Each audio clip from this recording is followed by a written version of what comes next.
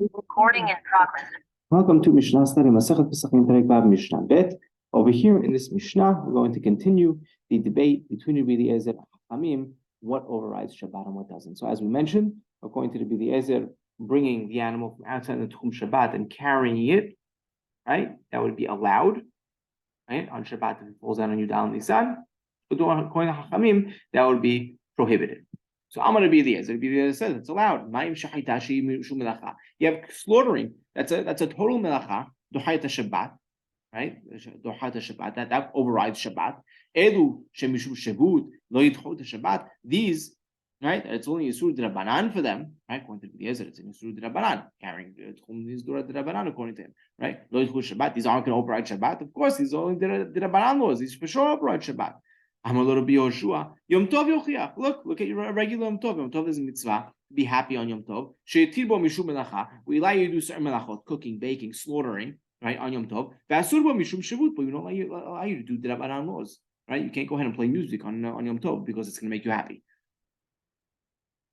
Right? So to be Yoshua responded, well then, I'm going to go to be the Eliezer. The Eliezer says, Mahaza Yoshua. What are you talking about?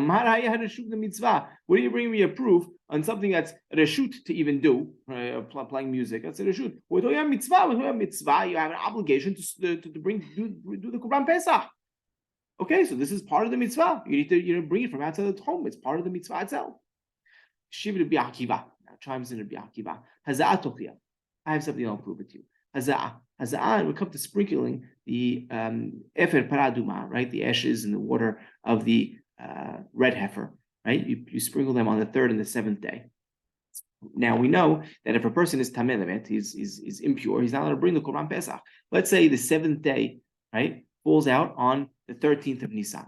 So if we sprinkle him on the 13th of Nisan, 14th comes, and he could go ahead and bring his Korban. Let's say the 13th of Nisan falls out on Shabbat.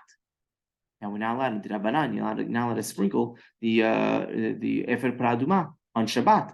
So what do? Do we say that you sprinkle this now and let it override, so he could bring the Korban Pesach down the next day, or do we say no? I mean, said you can't sprinkle efer paraduma. You can't sprinkle. Period. So he says, look, hazat tochiach, the efer paraduma. This will prove she mitzvah. Mishum shevut. It's mitzvah to sprinkle, but it's also isur d'Rabbanan on Shabbat. Ve'ena dohat Shabbat doesn't push off Shabbat. Afata al titama alelu. Also, Rabbi Eliezer, don't. What are you flipping out about these? Shafal pisha mitzvah, even though they are mitzvah. Vehem mishum shevut lo yidchot Shabbat. Right, even though it's a mitzvah and there's an isur d'Rabbanan involved, they won't push off Shabbat.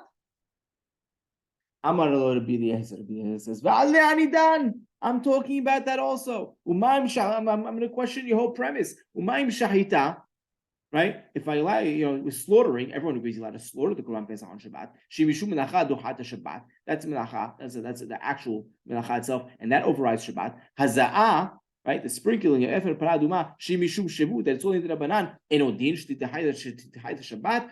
Of course, that should also override Shabbat. What are you saying? That doesn't override Shabbat. In this case, it should also override the Shabbat. So of course, the opposite.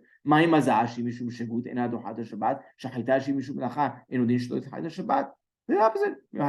That's the Rabbanan that doesn't push off Shabbat. So shahita, maybe shahita itself. That's a melacha. Maybe that shouldn't push off Shabbat. Now it almost sounds like it's being a little. Just really taking a jab, right? Even if Akiva would agree that shahita, pushes off Shabbat, right? But he's really just countering Rabbi Eliezer in this with that. Now, Amar lo Rabbi Eliezer, Akiva, now at this point, you're undoing pesukim in the Torah. The pasuk says ben ha'arbaim b'moado. You have to do this ben ha'arbaim in the afternoon on its day, in its appropriate time. How could you say, hey, you're not going to bring the Korban Pesach now? Ben b'chol, ben b'Shabbat, whether it's on a whole weekday or whether it's on Shabbat. Amar lo. Rabbi Akiva answers, Haveli mu'ad elu, ki mu'ad shahita. Okay, shahita. That's what the pasuk's talking about. But bring me a pasuk that says mu'ad, or carrying the lamb on your shoulders, or bringing the lamb from outside the Tchum Shabbat. That's the Rabbanan laws. Bring a pasuk that says that you have to do this also b'mu'ado. Now we have to do shahita, the slaughtering of the korban pesach has to do on his day, not all these other things, these other things.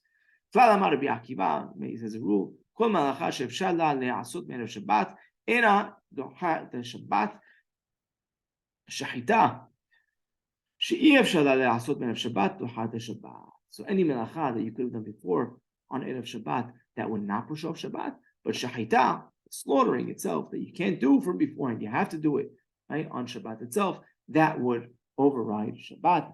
Halacha is like the